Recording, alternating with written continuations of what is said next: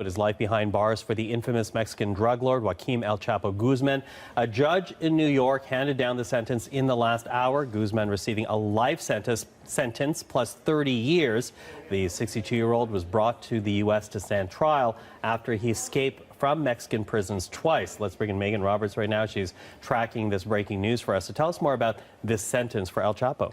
So this was a mandatory life sentence after he was convicted. And in addition to that sentence, he was ordered to pay $12.6 billion in forfeiture. He was convicted in February of 10 charges, including multiple drug charges related to literal tons of cocaine, heroin, marijuana. He was long believed to be the head of the Sinaloa cartel, a violent cartel, drug cartel in Mexico. So he was found guilty in February. That triggered that mandatory life sentence without parole, and he got that plus 30 years for the gun charges. Guzman.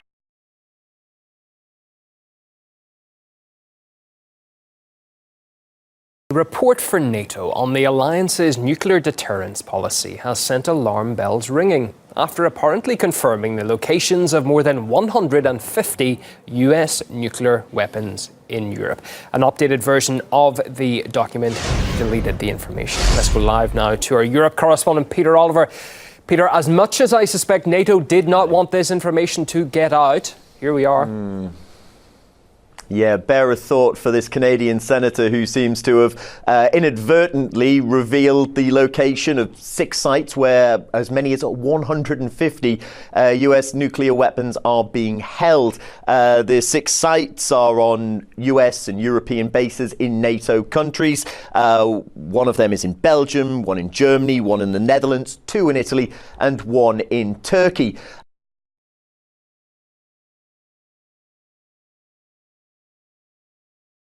The rich and famous will be worried to find out that there was a brazen robbery at the Mount Nelson Hotel in Cape Town.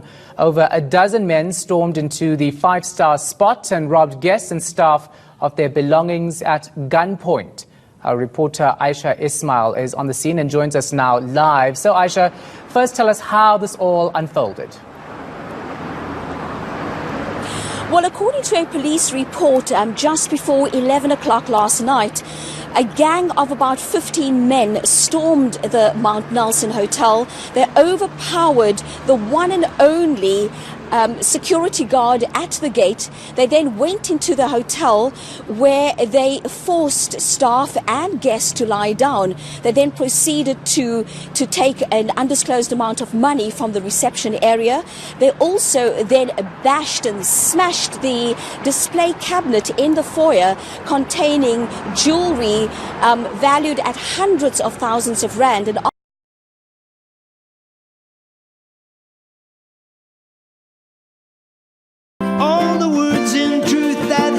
spoken, that the wind just blows away. Oh, it's only you that remains with me, clear as the light of day. Oh, siesta, si Sofia Baba no ma. Oh, siesta,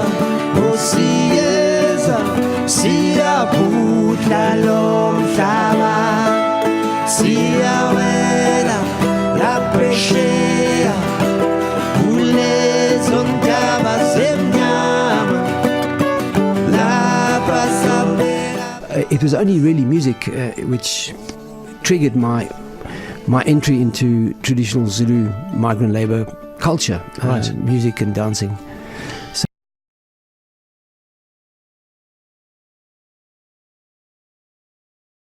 There has been a major break in the investigation into the death of a beloved African-American activist in Baton Rouge. Her body was found in the trunk of her car.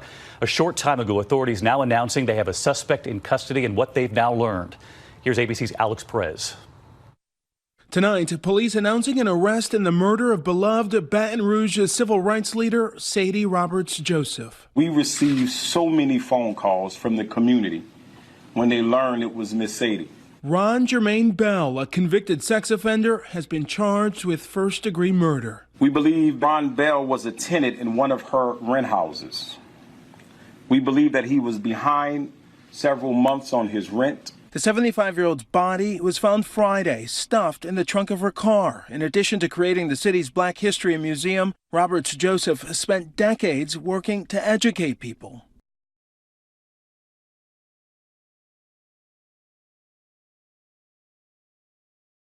All right, we're breaking in to bring you some news out of Iraq, where 3 Turkish officials have been killed in the city of Erbil, that's in northern Iraq. Now, the Turkish Deputy Consul General and 2 other staff members are believed to be the victims. Let's go over to Osama bin Javed. He's on the line for us from Baghdad. So what more do we know about this incident?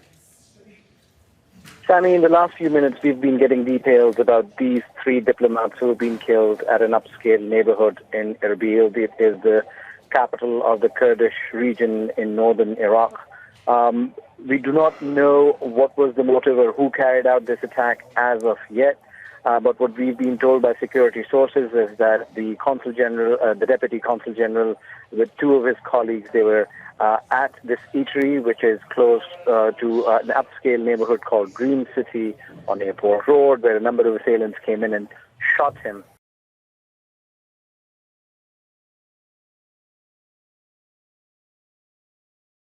A 21-year-old BC man has died after contracting rabies from a bat. He is just the 25th known death from the virus since record-keeping began in this country about 100 years ago.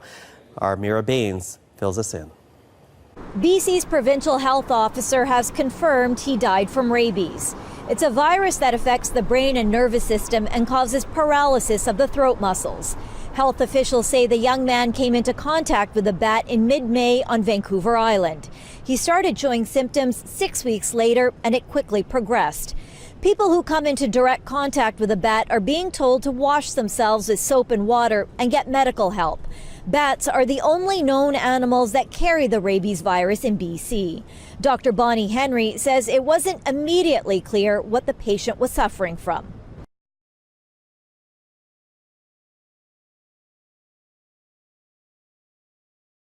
His coffin wrapped in the national flag with full military honors. Former President General Hussein Mohammad Ershad was given a state funeral. President Abdul Hamid was among the thousands paying their respects. They included political party leaders and MPs. One of them is his widow, Roshan Ershad. As head of the army, General Ershad seized power by leading a bloodless coup in 1982.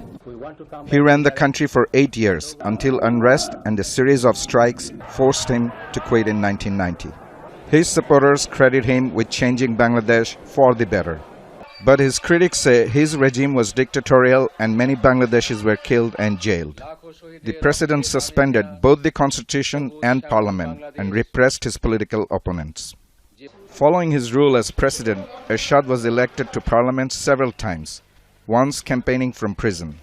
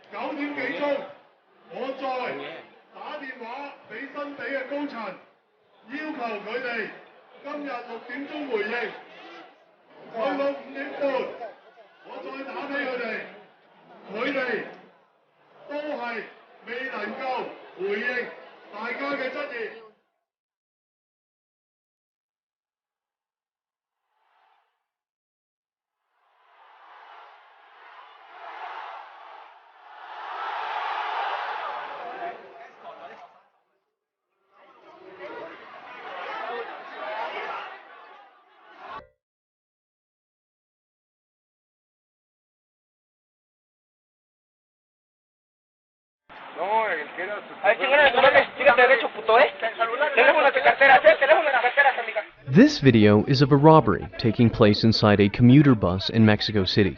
In less than a minute, everyone on board has already handed over their phones to armed men. Robberies like these have become exceedingly common in the city. with mobile phones and other personal electronics being the top prize for thieves. In response, the city government has launched a new initiative to stop the sale of stolen phones at street markets. Locatel is a government call center that handles everything from missing persons to suicide prevention. Recently, they've been tasked with assisting robbery victims in blocking their stolen phones. You can also register your device using its unique IMEI number. One recommendation they give toward reducing cell phone theft is for people to stop buying stolen phones.